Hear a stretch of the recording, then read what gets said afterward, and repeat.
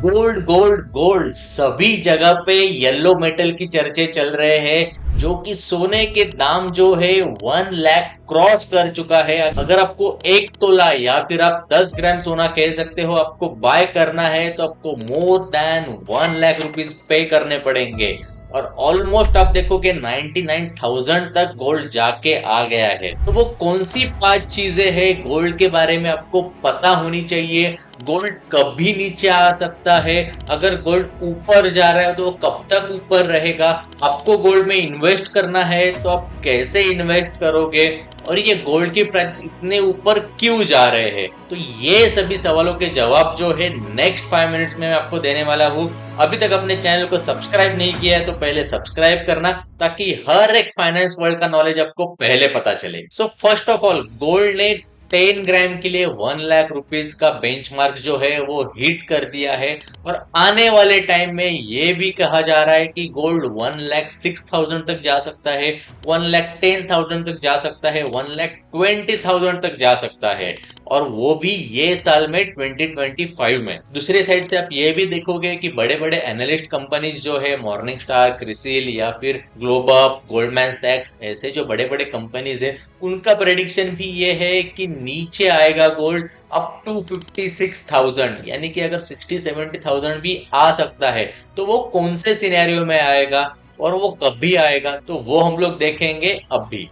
तो आप स्क्रीन पे देख सकते हो गोल्ड का चार्ट मैंने ओपन कर दिया है। सो लास्ट 4 मंथ्स में आप गोल्ड देख सकते हो 25,000 से बढ़ चुका है। लास्ट 1 ईयर में आप गोल्ड देख सकते हो कि ये समथिंग अराउंड, आप अगर आप बॉटम देखोगे तो 70,000 के आसपास था, तब जाके अभी तक 30,000 तक का गेन हो चुका है। सो करंट ईयर 2025 से लेके लास्ट 60 इयर्स में आप देखोगे गोल्ड के प्राइजेस क्या थे। अगर आपको 24 कैरेट 10 ग्राम या फिर 1 तोला सोना लेना था, तो आपको कितना रुपीस पे करना था, तो आप यहाँ पे स्क्रीन पे देख सकते हो। 1964 में सिर्फ और सिर्फ गोल्ड आपको 63 रुपीज में मिल सकता था बॉस, और क्या चाहिए था। तो हम लोग जो है आज के डेट में यही देखा है मैंने, कि हमारे दादा परदादा उनको ही बोलते हैं कि वो टाइम पे करके रखा होता तो आज ये दिन नहीं देखने होते।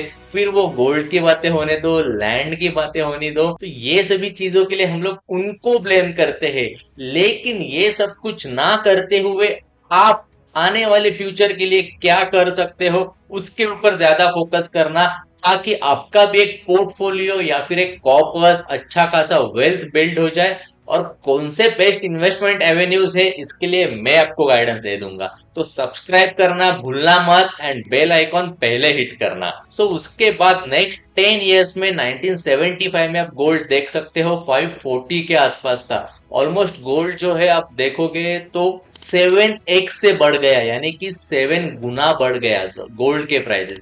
तो वो टाइम पे भी लोगों को यही लगता होगा कि भाई 10 साल पहले तो 63 रुपीज में मिल रहा था, अभी 540 चला गया, भाई अभी कैसे खरीदे गोल्ड। लेकिन उसके बाद भी आप देखो तो 10 साल के बाद 1985 में आप देख सकते हो 2130 के आसपास चला गया, ऑलमोस्ट 3 टाइम्स बढ़ गया। उसके बाद नेक्स्ट 10 इयर्स में आप देखोगे 4680 चला गया, ऑलमोस्ट मोर देन डबल हो गया गोल्ड। तो सेम वो टाइम पे भी लोगों को यही लगता होगा कि भाई अगर हम लोग ने वो टाइम पे यानी कि 10 साल पहले गोल्ड खरीदा होता तो ये सिनेरियो नहीं आता था। तो 2005 में आप देख सकते हो 7000 के आसपास गोल्ड था। एंड वो टाइम पे आपने देखा होगा कि यस, हमारे पीएम जो थे अटल बिहारी वाजपेयी थे, वो टाइम पे इतना ज्यादा गोल्ड नहीं बढ़ा था। एंड उसी उसी सिनेरियो में आप देखोगे not even more than double gold नहीं बढ़ गया था। तो वो सिनेरियो में आपने देखा होगा 4680 से लेके सिर्फ और सिर्फ 7000 तक चला गया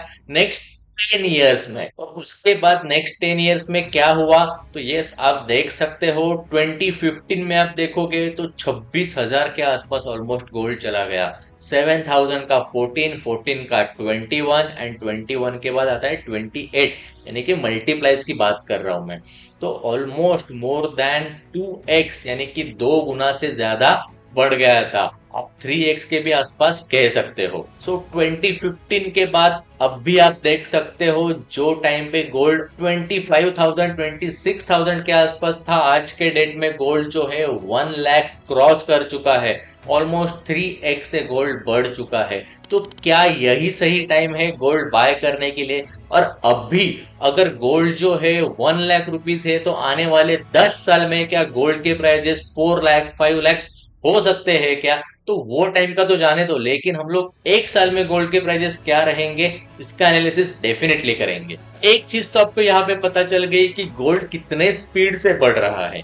अभी देखते हैं कि गोल्ड इतना ज्यादा सडनली क्यों बढ़ रहा है। टैरिफ के चलते आपने ये सुना होगा कि आने वाले टाइम में गोल्ड के प्राइजेस जो है वो नीचे आ सकते हैं, लेकिन वैसे ना होते हुए पूरे वर्ल्ड वाइड आप देख सकते हो, बड़े बड़े कंट्रीज के तरफ आप देखोगे तो अच्छा खासा इन्फ्लेशन का माहौल छाया हुआ है कि इन्फ्लेशन आ सकता है, महंगाई बढ़ सकती है। तो जो भी गवर्नमेंट है वो क्या कर रही है कि गोल्ड रिजर्व जो है वो बढ़ा रही है, तो उसके चलते अच्छा खासा गोल्ड का प्राइजेस बढ़ रहे हैं। और दूसरी चीज ये भी है कि इंडिया में आप देखोगे या फिर अदर किसी कंट्रीज में भी आप देखोगे, अगर आपको गोल्ड बाय करना है तो यूएस डॉलर की तरफ आपको देखना पड़ता है, यानी कि आप यूएसडी में यानी कि डॉलर में आप गोल्ड बाय करते हो। तो डॉलर के भी प्राइजेस जो है वो घट गए हैं, जिसके चलते गोल्ड के प्राइजेस बढ़ रहे हैं। एंड जो भी कंट्री की सेंट्रल बैंक होते हैं उनको रिजर्व्स रखना जरूरी होता है, फिर वो फॉरेक्स रिजर्व होने दो या फिर गोल्ड रिजर्व होने दो या फिर बॉन्ड्स के तरफ रिजर्व होने दो, जहां पे उनको मैंडेटरी होता है ये सभी चीजें। आज के डेट में यूएस के पास 8,000 टन के ऊपर गोल्ड है। तो इंडिया में देखोगे तो India 7th largest gold reserve रखता है, जो कि ऑलमोस्ट मोर देन 800 टन के ऊपर है। एंड बाकी जितने भी कंट्रीज है, किसी के पास 2000 टन के ऊपर है, किसी के पास 3000 टन के ऊपर है। बॉस टन्स में गोल्ड है, और वो भी सिर्फ और सिर्फ गवर्नमेंट के पास, इंडियन पब्लिक के पास की बात नहीं कर रहा हूं मैं। सिर्फ और सिर्फ गवर्नमेंट के पास कितने टन में गोल्ड रिजर्व्स है, और इन्फ्लेशन के चलते अच्छी खासी बाइंग हो रही है सिर्फ और सिर्फ गोल्ड में। और ये भी कहा जाता है कि आपने देखा होगा कि मार्केट एंड गोल्ड का एक इनवर्स रिलेशनशिप है, यानी कि गोल्ड जब भी बढ़ता है तभी मार्केट नीचे आता है, और मार्केट जब भी ऊपर जाता है वो टाइम पे गोल्ड नीचे आता है। लेकिन लास्ट 1 डिकेड में यानी कि लास्ट 10 सालों में आपने देखा होगा कि ऐसे चीजें नहीं हो रही है। कोरोना के बाद भी आपने देखा होगा गोल्ड के प्राइसेस भी बढ़ रहे हैं, साइमल्टेनियसली मार्केट भी ऊपर ही जाते जा रहा है, यानी कि इन्वेस्टर्स उतने आ गए हैं, गवर्नमेंट को उतना रिजर्व्स कंपलसरी हो गए हैं। नेक्स्ट चीज के ऊपर हम लोग ध्यान देते हैं कि गोल्ड बढ़ रहा है तो क्यों बढ़ रहा है, और इन्वेस्टर्स जो है वो गोल्ड में इन्वेस्टमेंट क्यों करना चाहते हैं। तो पहली चीज, इन्फ्लेशन को बीट करना है तो जो आपको फिक्स रिटर्न देके जाएगा, यानी कि कंसिस्टेंटली आपने देखा होगा जो हिस्ट्री रिपीट इटसेल्फ, यानी कि गोल्ड के प्राइसेस हमेशा बढ़ते आए हैं। तो ये स्टेबल इनकम के लिए गोल्ड एक अच्छा खासा इन्वेस्टमेंट एवेन्यू है। और यही नहीं तो हेजिंग के लिए भी गोल्ड में बहुत ज्यादा इन्वेस्टमेंट करते हैं, फिर वो कॉर्पोरेट बैंक्स होने दो या फिर बड़े बड़े कंपनीज होने दो। अगर मार्केट नीचे आ रहा है तो लोगों का पर्सपेक्टिव यानी कि इन्वेस्टमेंट जो है गोल्ड की तरफ जाता है, बॉन्ड्स की तरफ जाता है, जहां पे उनको स्टेबल या फिर फिक्स रिटर्न्स मिलते हैं। तो यहाँ तक पता चल गया है कि मार्केट में वोलेटिलिटी है तो लोगों का पर्सपेक्टिव गोल्ड की तरफ ज्यादा है। एंड अगर आपको गोल्ड में इन्वेस्ट करना है तो टोटल इन्वेस्टमेंट का 10 to 15% मिनिमम आपका इन्वेस्टमेंट होना चाहिए। टोटल इन्वेस्टमेंट के परसेंटेज की बात कर रहा हूँ, अगर आपके पास 1 लाख रुपीज है तो 10 to 15,000 जो है वो गोल्ड में इन्वेस्ट होनी चाहिए मिनिमम। एंड मैक्सिमम आप 25 to 30% आप गोल्ड में इन्वेस्ट कर सकते हो, जिसके चलते आपका पोर्टफोलियो अच्छी तरीके से बैलेंस हो जाएगा। बाकी का पैसा जो है म्यूचुअल फंड, इक्विटीज, और उसके बाद अगर बॉन्ड्स की बात आते हैं, अगर आप ट्रेडिंग कर रहे हो तो परफेक्ट एक